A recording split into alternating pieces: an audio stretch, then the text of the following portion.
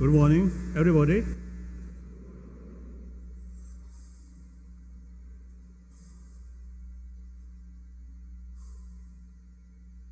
So this hall with light. So for me, it's much better. I can see the audience faces. Sometimes it's in dark. I cannot see the faces of the audience. Then sometimes I feel I just talking to nobody. or something in the dark, or maybe talking to some ghost. And then all my sort of talk, not prepared, but spontaneous. So for that, seeing the audience face, then I felt something we are really talking to a human being. That of course, almost I think among the audience, nobody is go to sleep. So if some cases, when I give some teaching, long hours, lectures, long hours, then some old people go to sleep. Then I felt, no use to talk like that. So here, everybody used to see, usually, everybody very, very attentive. So I am very happy. This kind of arrangement is, I think, proper for me. Very good. And then also the Indian, the person who brought this hot water, Indian, you mentioned, from South India. Karnataka. So Karnataka, a state where major portion of Tibetan settlers there, over 40,000, and also the biggest, some of the biggest sort of monastic institution built there. About 1,000, about I think nearly 10,000 monks and nuns getting study. So I am very, very pleased. Then I always describe myself as a messenger of India. So there's some reasons. Firstly, I am Buddhist. Buddhism comes from India. And particularly, we are the student of the Nalanda tradition. I think 1st century, then next, I think 7th, 8th centuries, the Nalanda institution remain, I think, the best sort of learning center. Buddhist study, and perhaps at that time some other Indian academic subject like that.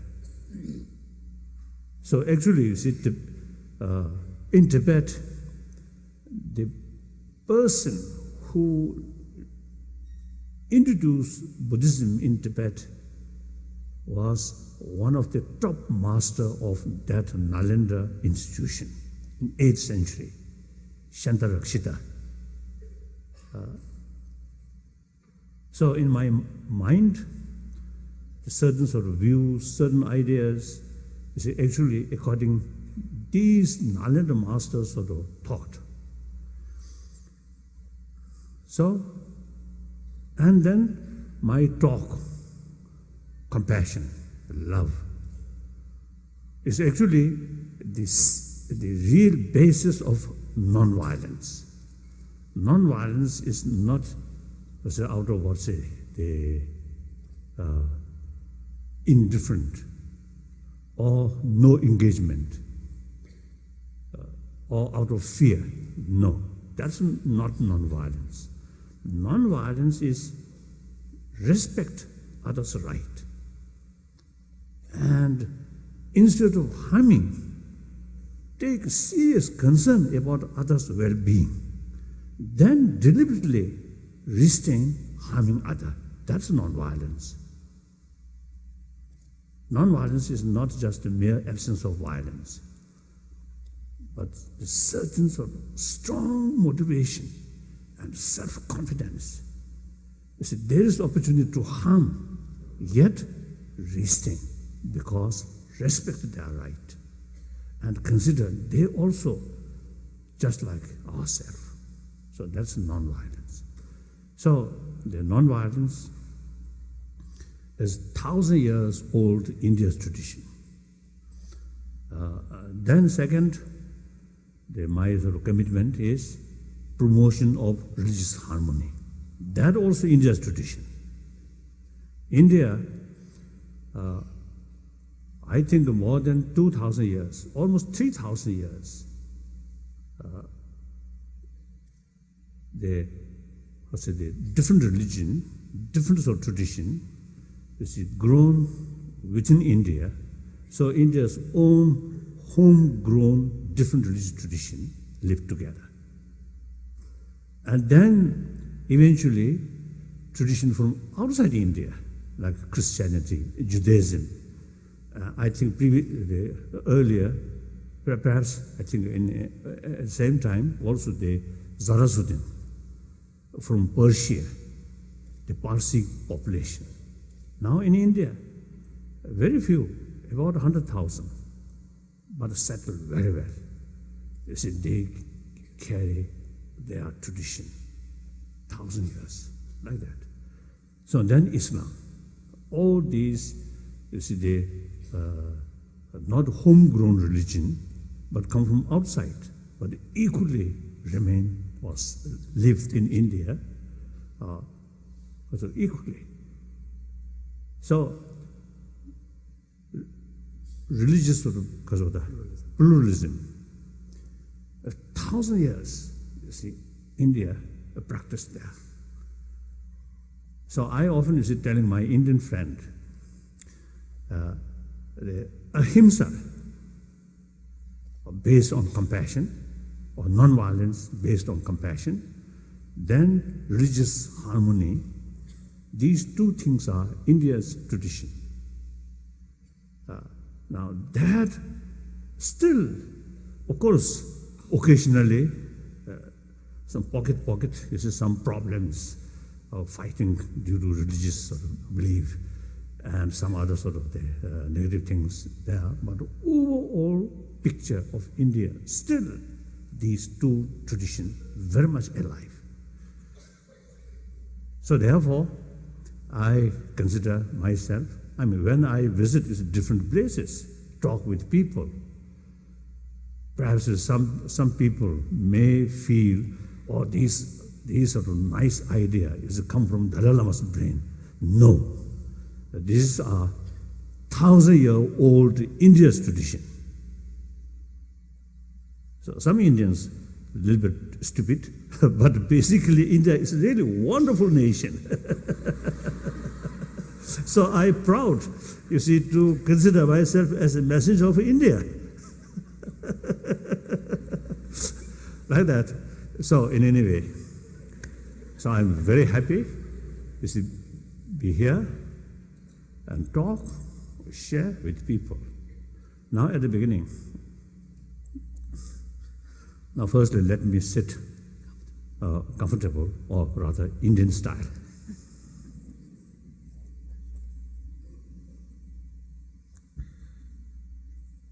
And usually I just say, because of chapel service.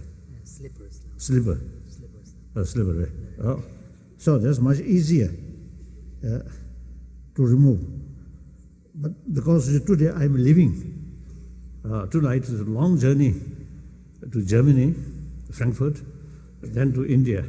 So I already prepare this shoe.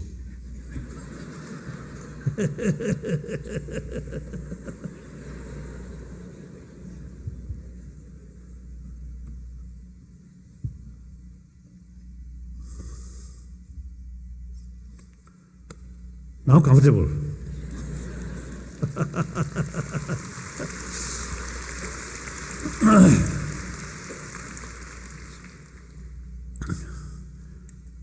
Firstly, Of course, I very much appreciate your invitation.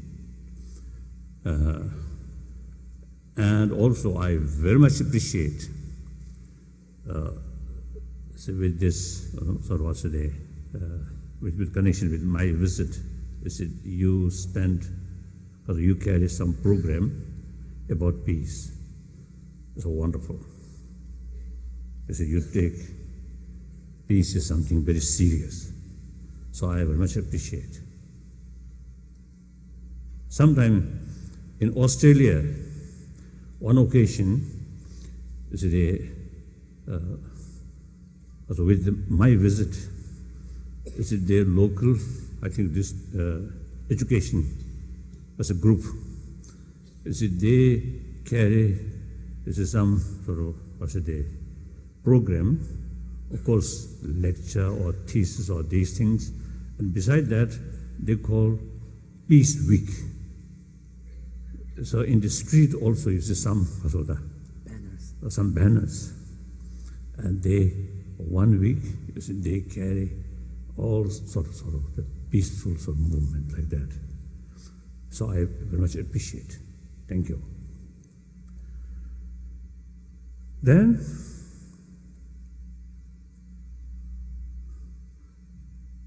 whenever I talk, I always make clear.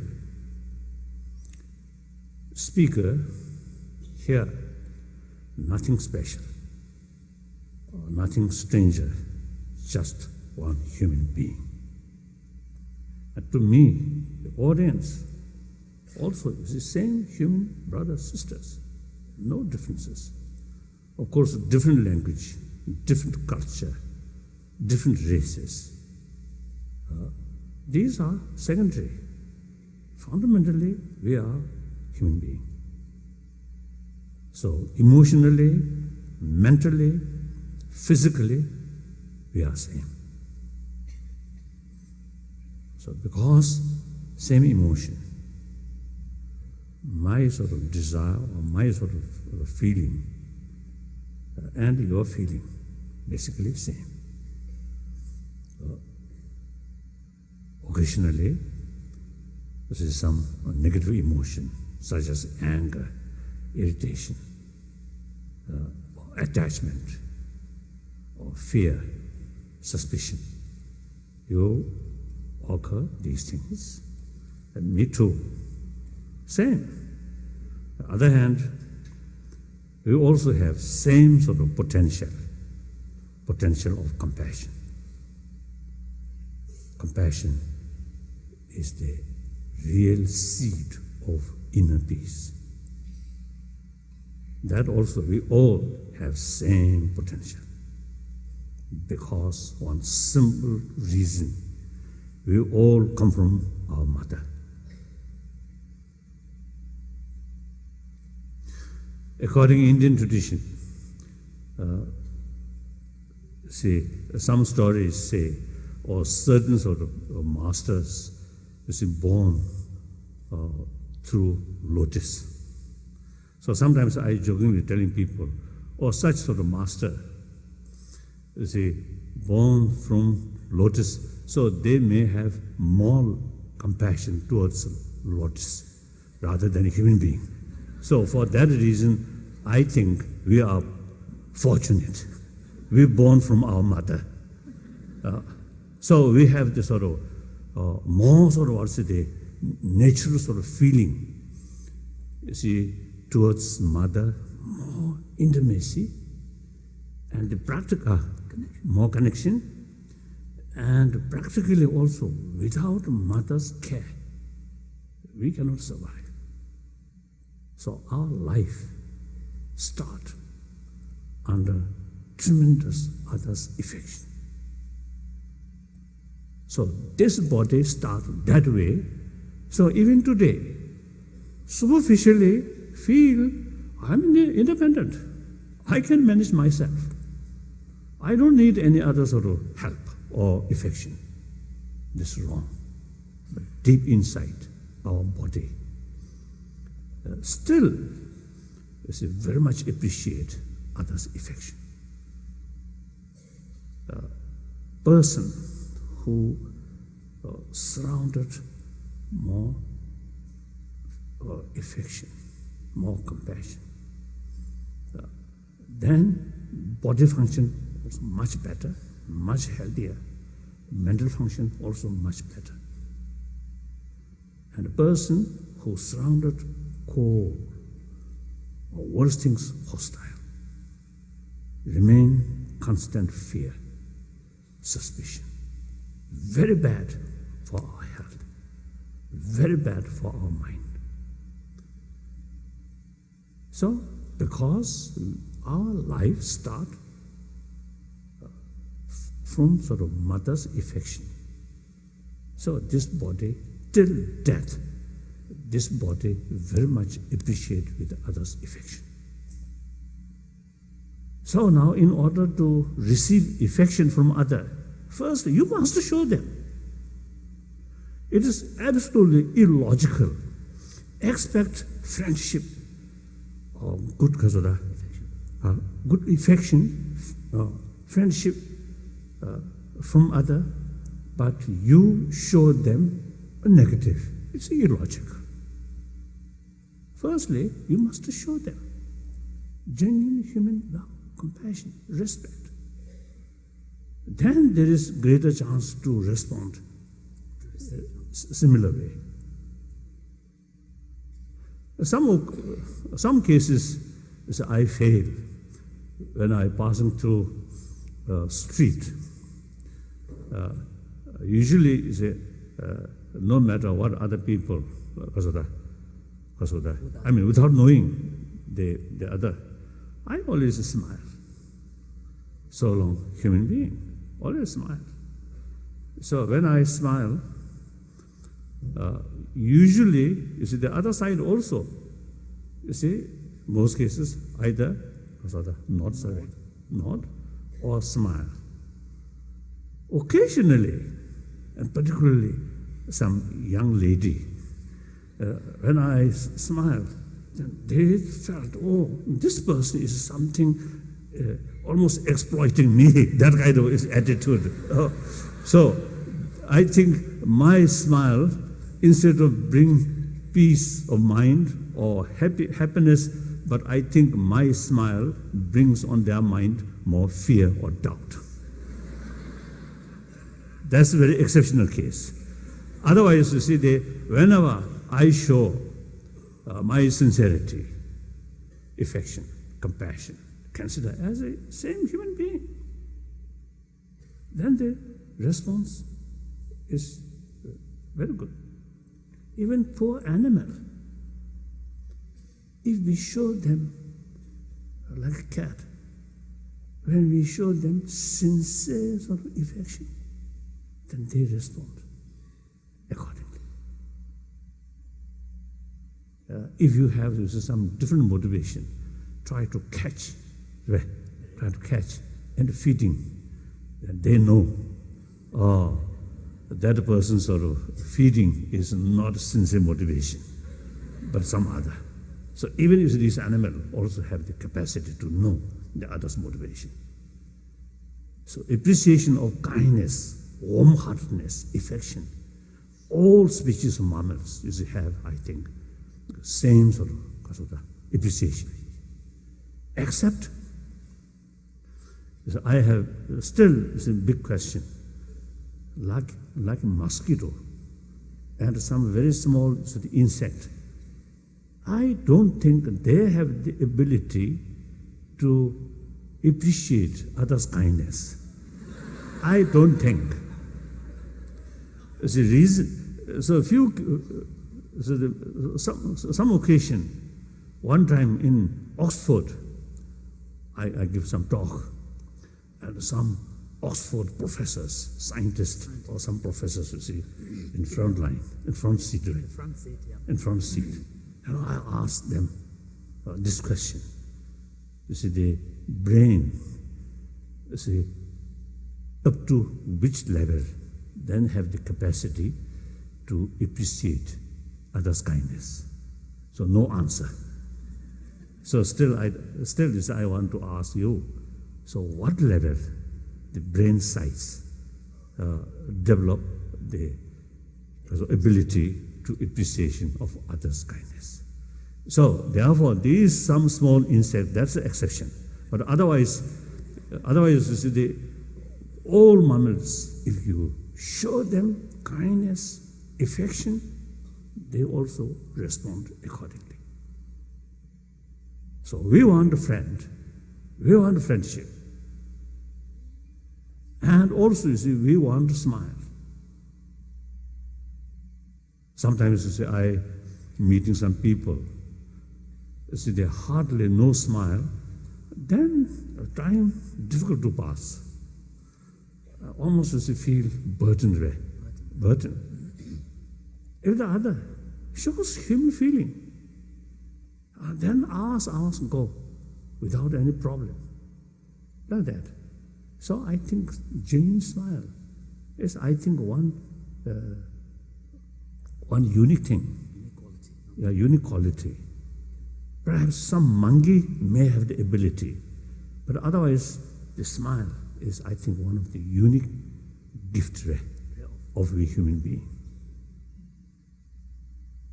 So that gift, I think, much better to utilize. Then, you see, you show some, you see, supposed to see the dignity, part of dignity or holiness, and not smile.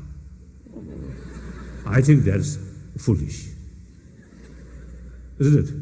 I think even those people who really remain like that, that person also need others' affection, isn't it? So like that, in any way, smile is some of our unique thing. How to bring smile. Oh, of course, there are different varieties of smile. Some sarcastic smile, isn't it? Some diplomatic smile. These smiles bring, instead of sort of satisfaction or joyful, but even suspicion or doubt or fear. So genuine smile, that is really very nice. Genuine smile, without any expectation, right? Like that. Oh, what was that? So, compassion from our birth, from our mother, we all have that same experience. So that means we all have same potential to develop more, more, how to say, stable, compassionate heart. Now here, compassion, when I use the compassion, firstly, I think you should know the compassion, sometimes usually some sort of understanding compassion, some kind of pityness, some person or some animal passing through painful experience, then some kind of feeling or concern. But at that time, that concern, you a little bit superior, and the other one inferior. Then some kind of a sense of concern. But that's pity, not that. Genuine sort of compassion, sense of concern with respect, and recognize equal right. My right, their right. I have the right to overcome suffering. They also have the right to overcome suffering. So, with basis of that understanding, and develop sense of concern. Now here, again, I think two levels. One, mainly biological factor. As I mentioned, you see those mammals whose birth or whose survival is from their mother. Even birds from egg of the mother, like that. And their survival entirely depend on the other's care. So, when I was very young in Lhasa, occasionally you see some kazate chuja kasa chuja minti swan angpa ngazu ngapa se swan, some swan, yellow swan. They ducks, I think ducks. They usually you see their nest in a high rock, and then potala. You see there are some because of the hole very high. So usually you see that yellow duck you see nesting in these holes. I also noticed in Ladakh the same duck and also the same pattern. They nesting in very high rock mountain. Geese, Geese, then geese on. I don't know. So they that yellow color. So sometimes we Tibetans refer them the reincarnation of monk, previous monk, but a little bit sort of naughty. So next life a bird, but still yellow bird.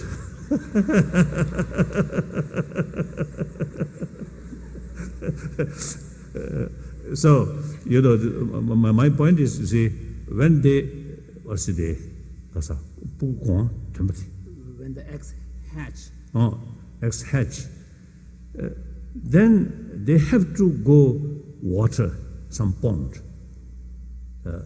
So they, from that high sort of say, high place, rocks or potala, the mother used to just push out, then fell.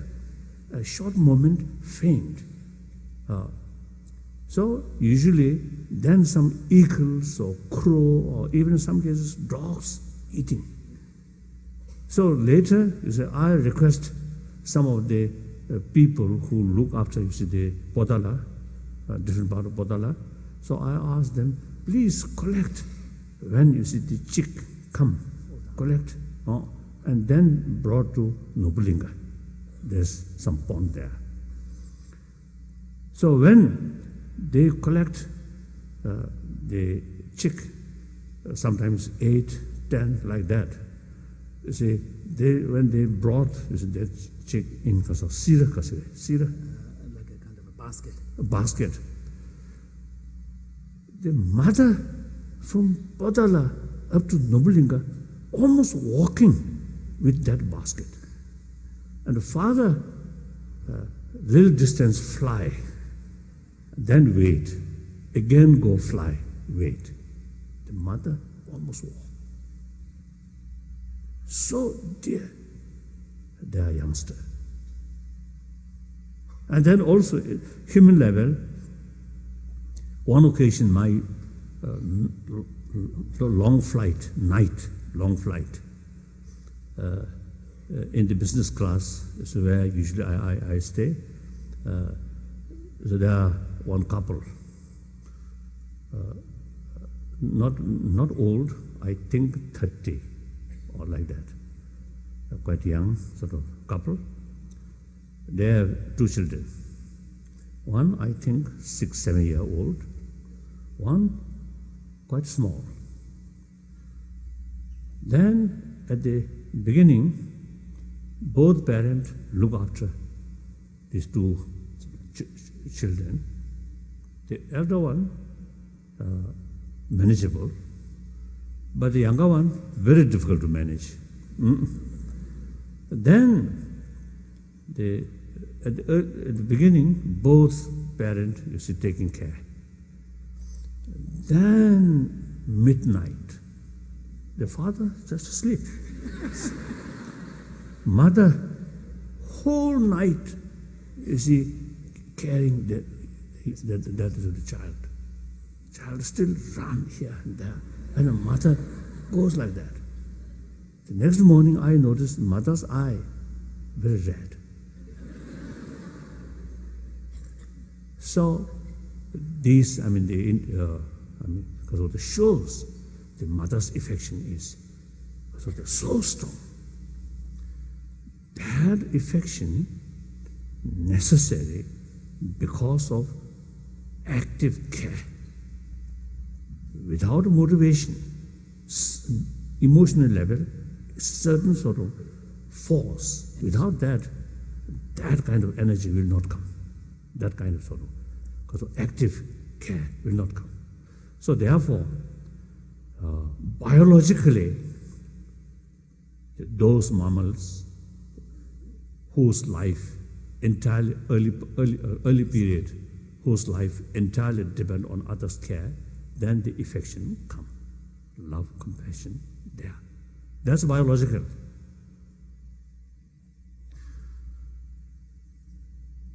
Then second level, using that as a seed or basis, then utilize our awareness, reasoning, our intelligence. So how nice that kind of affection, that kind of compassion, how useful. With fuller knowledge, even one's own physical health, that kind of affection is something highly so useful. So knowing these things, and then family level or community level, even the global level, many man-made disaster actually happen because of lack of that. So therefore, now here I think the topic, compassion, is pillar of the world peace. So the genuine peace must come through inner peace. Without inner peace, genuine, lasting world peace is impossible. Sometimes it's peace temporarily out of fear. Sometimes happen, but that's not real peace. During Cold War, the nuclear weapons, both sides ready to shoot, and because of fear and what you call deterrence, you see, brings some peace, but that peace out of fear, not genuine peace. But genuine peace must develop out of compassion, out of love. So love and compassion brings inner peace. So through inner peace, genuine lasting world peace we can achieve. So in any way, compassion, one level, as a biological. The second level, out of awareness, out of reasoning. That means with help of human intelligence, they'll further develop human compassion. Now here are big differences. The first level of compassion is very limited and also biased and oriented to others' attitude. So that kind of compassion can go only your friend. Those people who kind to you. And that kind of limited, biased compassion is you cannot extend towards your enemy or neutral people. Particularly enemy, instead of compassion, but wishing something bad for them, or anger. So now, through using our intelligence, reasoning, and awareness, benefit of compassion, or necessity of that compassion because of every aspect, then deliberately try to further develop, extend. Now that not oriented others' attitude, but rather person. In case of human being, towards the person. Animal as well is a disregard their because of the appearance or their attitude, but keep genuine sense of concern for their well-being.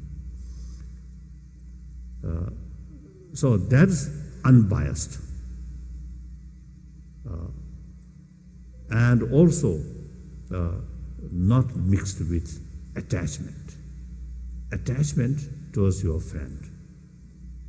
Attachment cannot go towards your enemy.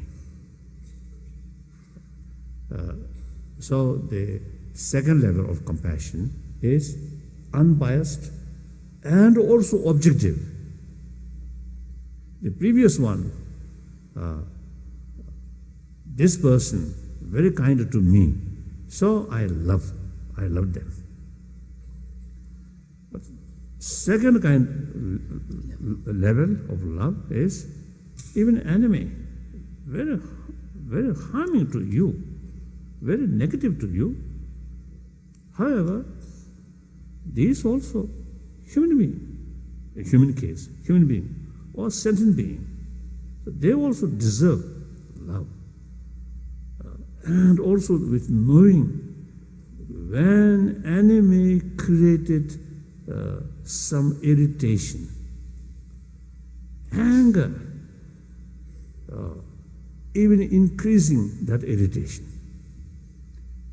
When other one, you see, irritated to you, if you try to deliberately keep compassion to them, then, you see, your own mental level will not cause of that much agitation, even agitated at the initially.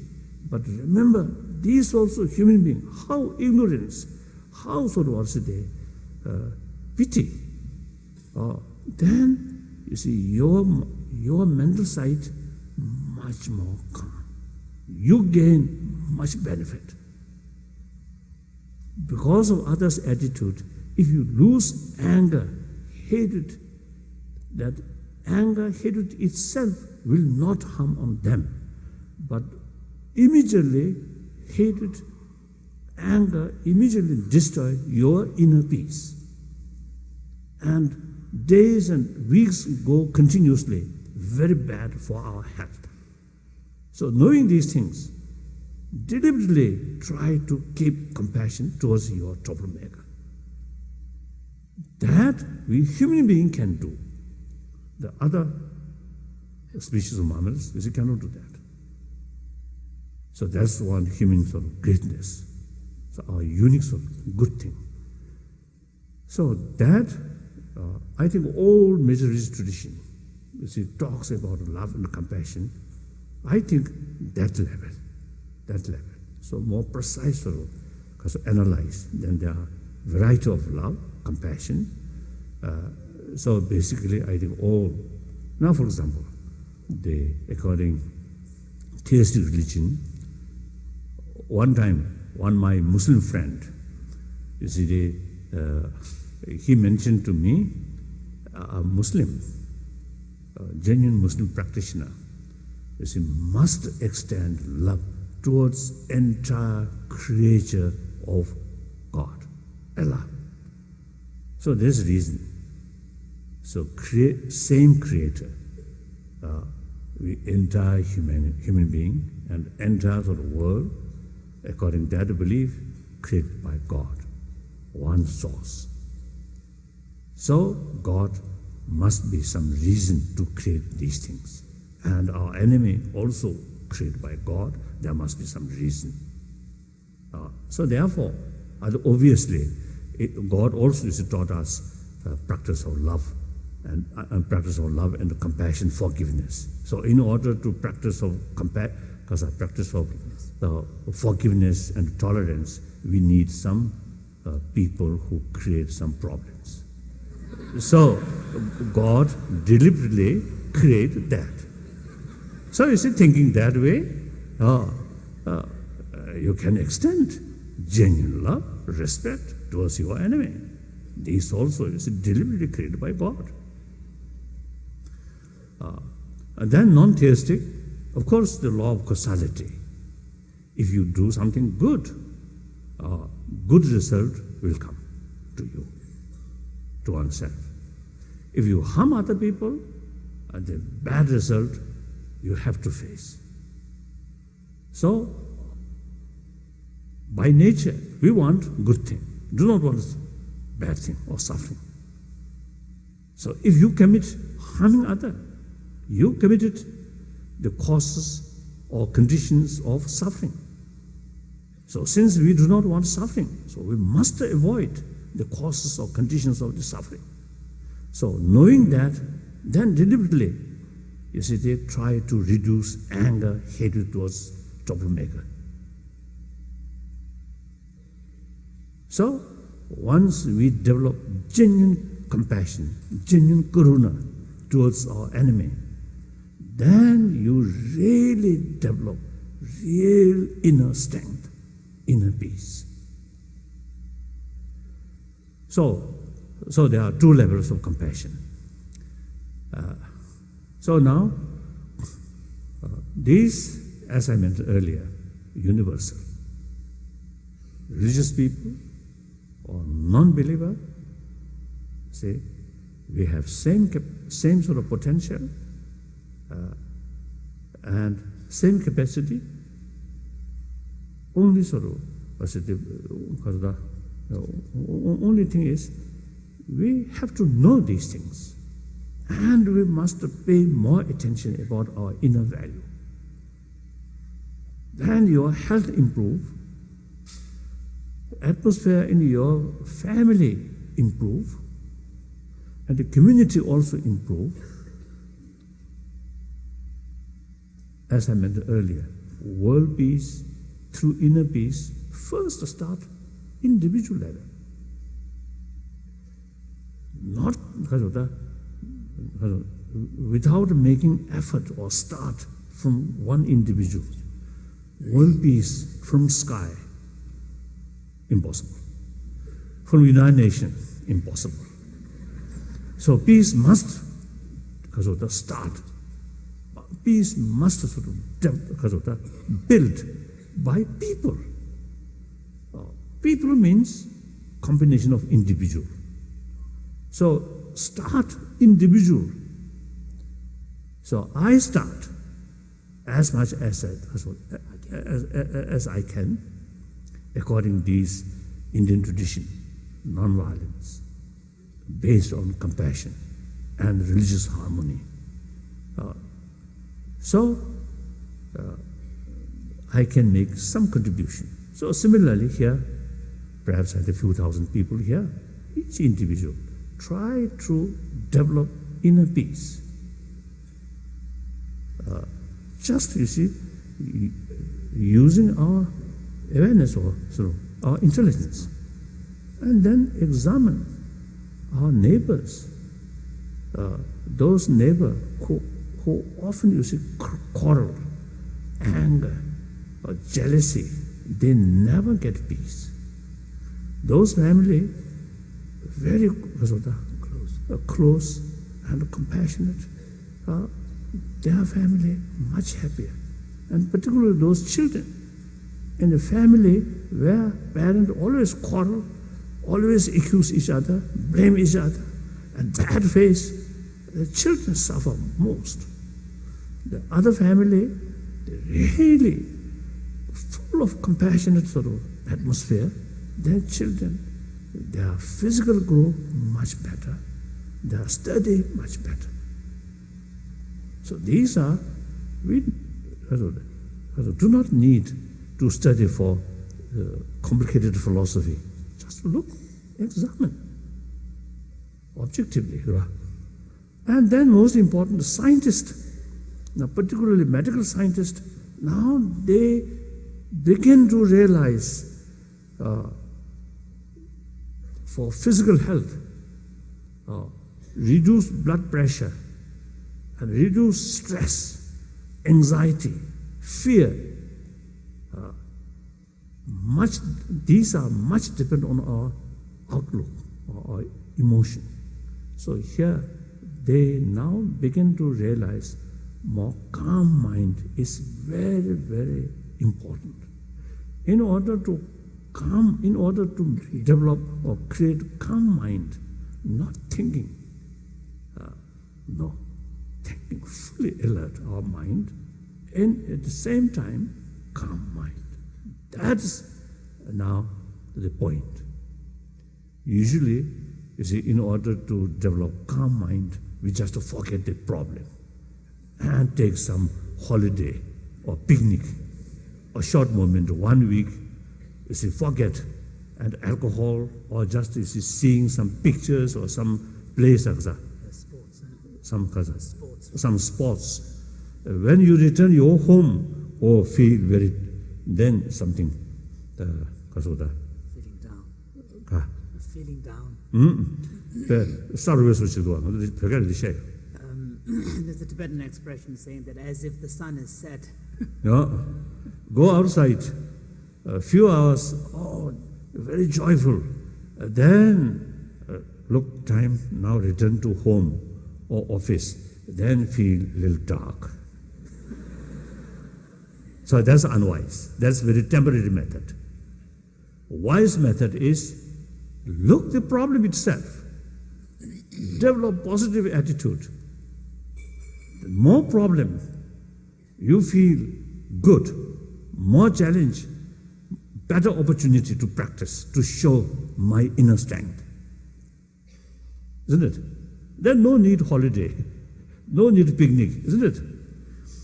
And then here also is I want to share with you, I think usually, and particularly those materialistic sort of society, I think you just seeking mental joyfulness out of through sensorial way.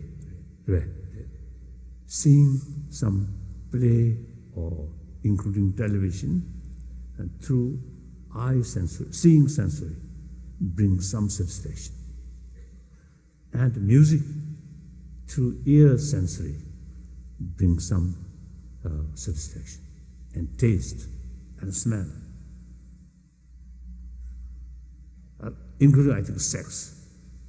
You see, through sensorial level brings some inner satisfaction.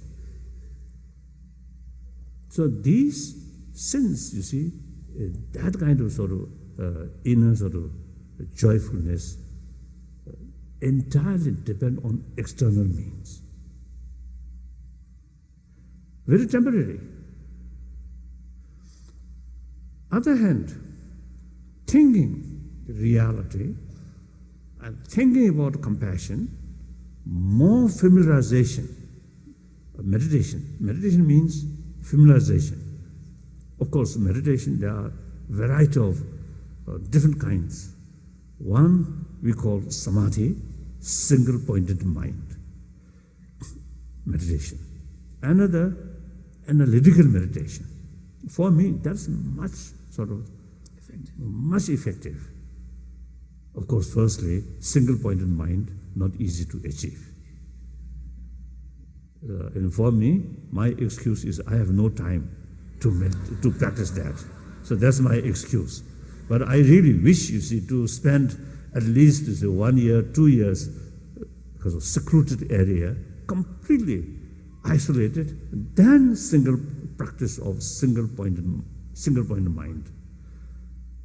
That also, there's no guarantee whether I can achieve or not. So you see, for me, analytical meditation is very useful. As soon as I wake up in early morning, usually I got up 3:30. So wake up, as soon as I wake up, as a Buddhist monk, I recite one shloka, Nagarjuna's word, praising to Buddha. I recite that, and then making shape of my mind. Rest of the day, my mind should be meaningful, meaningful thinking, and a meaningful life. And as a practitioner of altruism, from early morning, dedicate my body, speech, mind, well-being to others. Because 사선 중을 전부 다 나가신도 따와요. 선제 뻗어 매와요. 나만 예수 시한 쇼 지교도. For example, reflecting upon the sentiments expressed in the great Indian classics like Shantideva's text, where he says that just as the great elements of the nature, such as earth, water, and so on, may I be of service to all beings and to be utilized by all beings in whatever way they wish. So, the former president of India, Abdul Kalam, a Muslim, great scientist, he very fond of these verses. So, some occasion in talk, he refers to this. And one time,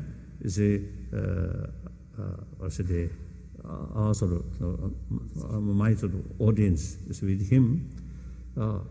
He also, he showed me one, there was a book, and showing these verses, he told me this verse is very, very helpful to him. Like that. So, that's analytical meditation from early morning. That's very useful. So, in any way, so,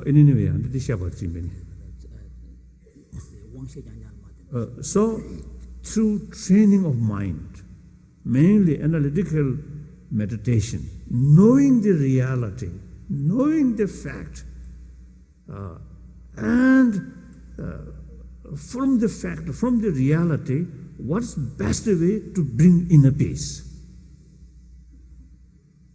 To bring maximum benefit to oneself, not relying on external fact, but try to right view, even negative situation come through. Utilize that. There's Tibetan saying, there's an expression in Tibetan tradition which says, turning adversities into precious opportunities. Now one example. Now last 50 years, we become refugee, now homeless. But if we look only that angle, then more sort of frustration, more worry, sadness. But if you look from another angle, that sort of difficult sort of situation also brings some new opportunity. Now, for example, after I come to India, new opportunity, meeting with variety of people from different traditions and also different professions, and particularly scientists, and a variety of people. And me personally, when I was in Tibet, I have to follow more protocol or formality. But I don't like that. From childhood, I really don't like that.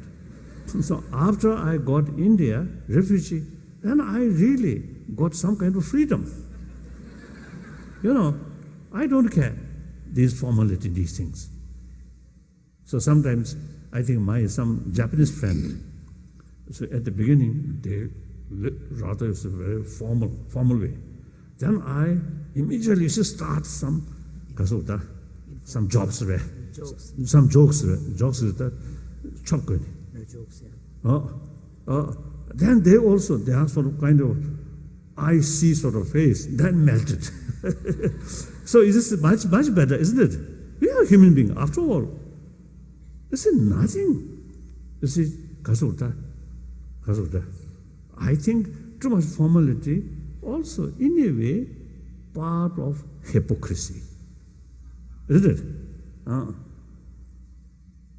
It is hypocrisy, a kind of lie. So, be honest, truthful. You must show your nature and receive their nature. Some kind of sort of formality is actually additional barrier. Remove that, then you can see human to human. Much better, isn't it? Like that way. So in any way, so through inner peace, not relying on sensorial medium, Stimulus. stimulus, then that inner joyfulness is much stronger. That really brings inner strength. So through that way, then you can be much stronger face challenge. If you too much rely on sensorial, then some positive things come, happy. Negative things come, unhappy. Not relying on external things, but relying on your own good quality, inner value, then that joyfulness really will lasting joyful. And that really getting inner strength, self-confidence. And through that way, you can conduct honestly, transparently. So these are, I think sometimes animals better than you human being. We're too much clever here. So that creates our own self-create cocoon. Then eventually you feel loneliness. All the billions of people there, but you feel just alone. Why? Your attitude is wrong. Your mental thinking is wrong. Like that. So now world peace, first start family level, and that also start individual level. So think oneself and change world. The initiative must come through individual. So ultimately, individual is the key factor. So that's all about my talk. Now some questions. Thank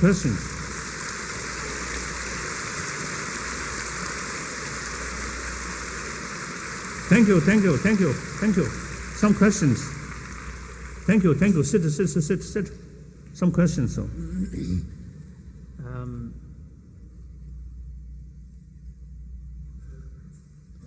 If time permits, after this written question, if time permits, I would like to get question from directly.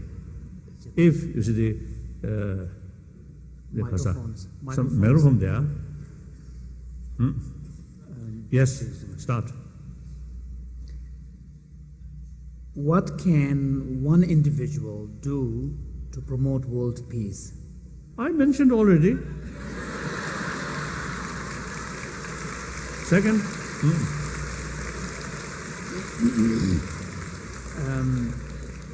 I think the simple thing is, without changing inner world, just you see shouting world peace. There's not much meaning. Or make some more disturbance for pitching, release pitching for world peace. Silly, no meaning. Do you believe that the world can ever become a truly peaceful place? I think possible.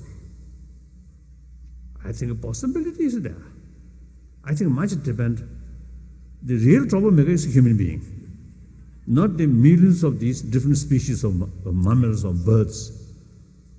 Like even tiger, looks very terrible, but they, I think 1,000 years they remain like that.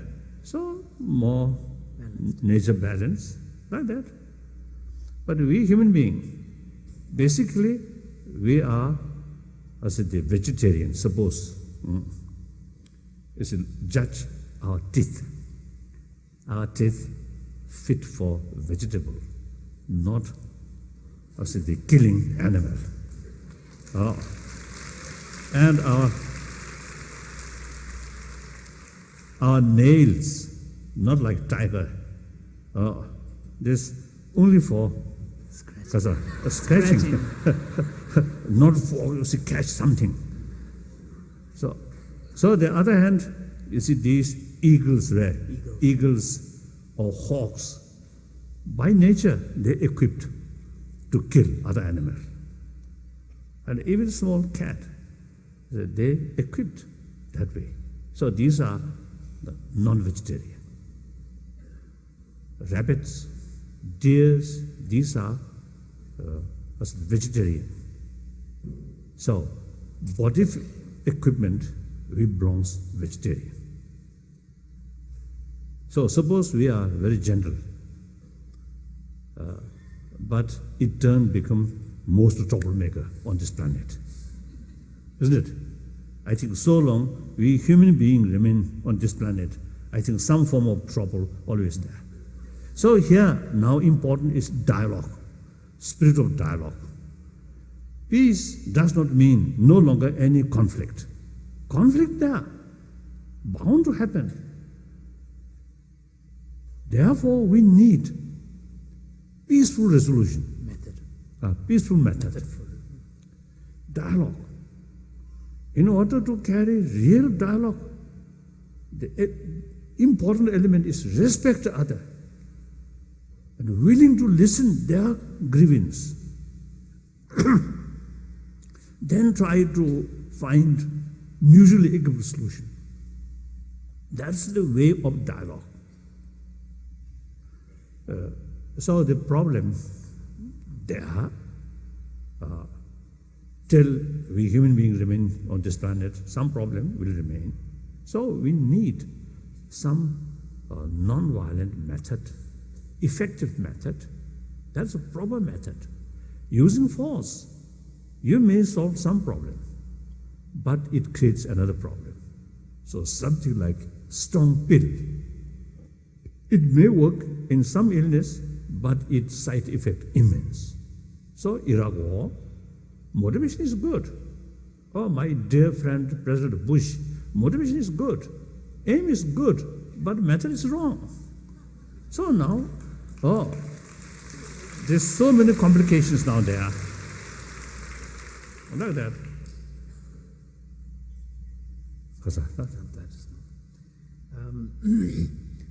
Is there ever a justification for violence? Justification. Is there ever a justification for violence? Theoretically speaking, yes. Violent or non-violence is just a method. So method is not important, but goal and motivation, these two things are more important.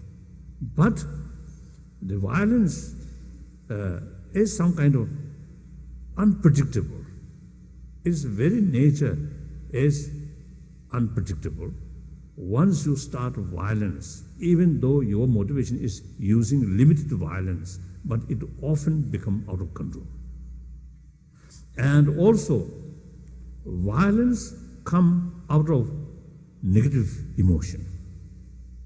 So, using force, control their physical, not their mind. So, more harm, I think, exactly now happening. Immediately after the September 11th event happened,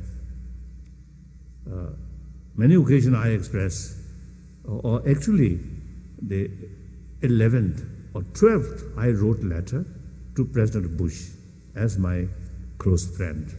So I expressed my sort of sadness and condolence, and also I mentioned, I hope for this problem, I hope through non-violent way, countermeasure, through non-violent way, I express.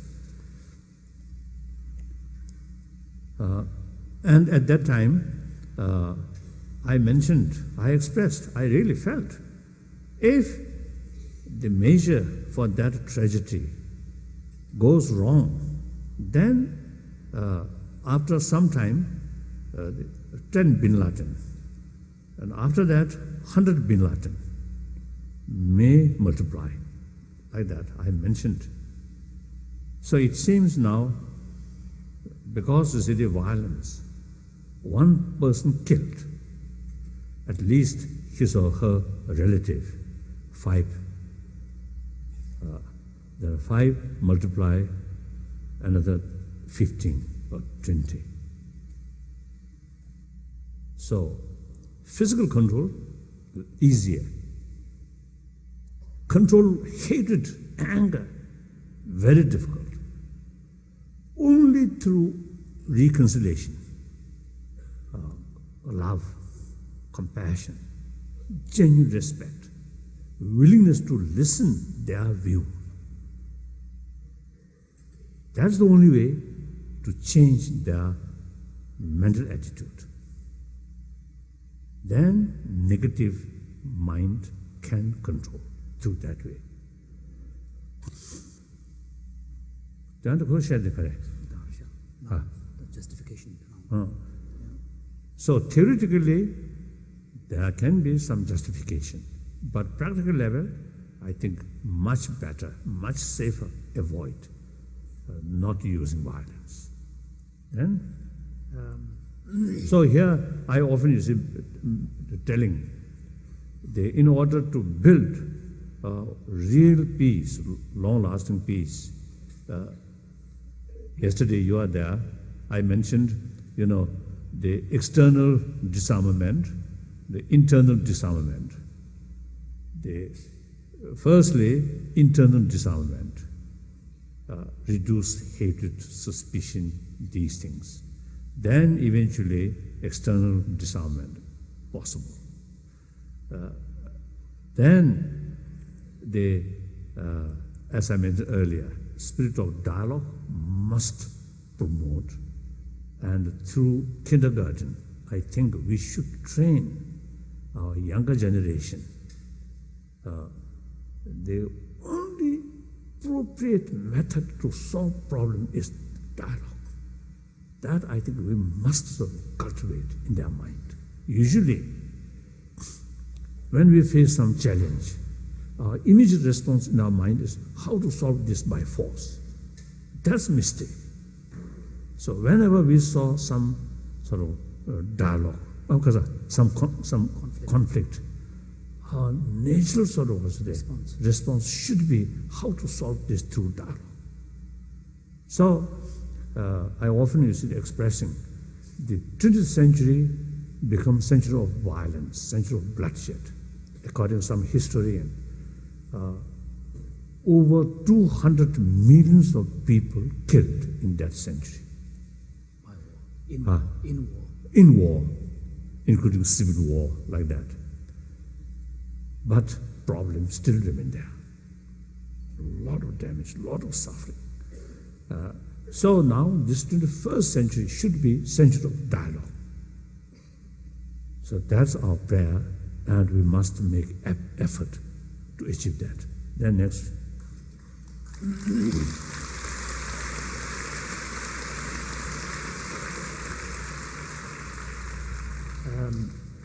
Do you believe the prophecies of the Mayan Indians in 2012? If so, what do you believe will occur on that day? No. People.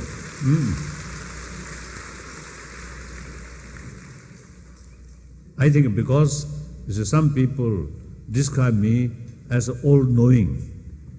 So that's ridiculous, right? Ridiculous. I do not know what will happen in tomorrow. So naturally, logically, not all-knowing. So according to my own experience, I'm very, very skeptical to some people who predict in long future. Let us see.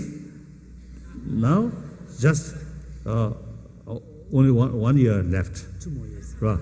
2 more years. 2 years.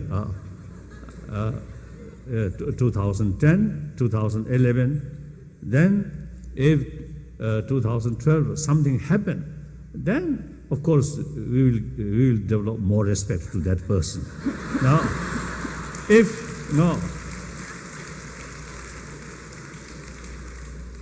it not happen, then that person then it seems quite expert, make himself disgrace. One time, I think more than 30 years ago, one time I noticed Indian newspaper, national newspaper. You see, one sadhu, one person, you see, who claimed he have the capacity to sit on water. So I think he sold some tickets. Then, you see, the organizer, you see, prepared, arranged one big tap survey. A tank. Or tank. And then he come, He drowned. He drowned. Oh, he drowned. But he already got some money. So I think his whole aim is selling ticket. Then he don't care, some disgrace, it doesn't matter.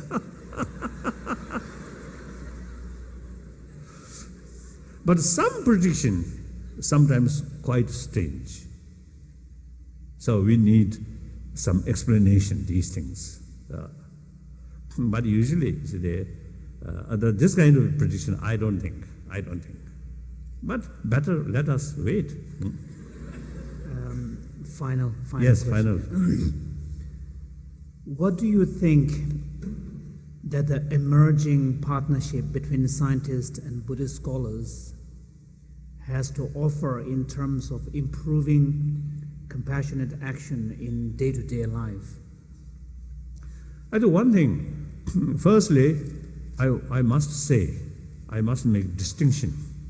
Not Buddhism whole. Precisely, we must make, usually I make three parts. Buddhist science, Buddhist philosophy, Buddhist religion. So we are dealing with scientists, modern scientists, with Buddhist science. And to some extent, some cases, Buddhist concept, like quantum physics, the absence of independent existence, shunyata, patidsamupad. You see these concepts, one Indian nuclear physicist, one time, you see, he expressed to me,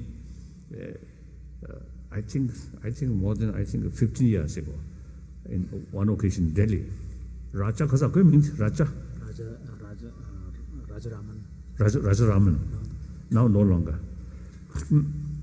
He once, he told me, one meeting, he expressed to me, he found the concept of quantum theory in some Nagarjuna's sort of writing.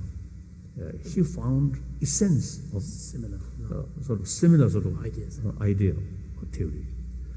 So, in philosophy, some cases, some connection. But otherwise, just Buddhist science. Buddhist science, external things and internal thing. So as far as external thing is concerned, modern science is much developed. Wonderful.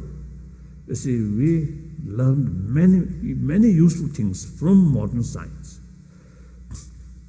Then as far as internal science, inner science, about mind, about emotion, how to deal with these emotions. Then Eastern philosophy, Eastern sort of, the tradition, Eastern science, the Indian sort of ancient sort of thought about mind, or concept of samadhi, vipassana, these are, in order to explain these things, the explanation about mind, very detailed. And particularly in Buddhism. So because, you see, those religion is based on law of causality, ultimately they both joyfulness and painful, both ultimately related with our mind, emotion. So in order to reduce these negative emotion, in order to increase positive emotion, we have to know the mind itself, or emotion itself. So therefore, naturally, detailed explanation about mind, about emotion there. And also make distinction, grosser level of mind, more subtle level, because of that. Very subtle. Very subtle level. So these are quite useful to modern scientists, especially those brain scientists. So last more than now 20 years, you see, we have regular sort of contact with scientists. So mutual benefit, like that. So, thank you.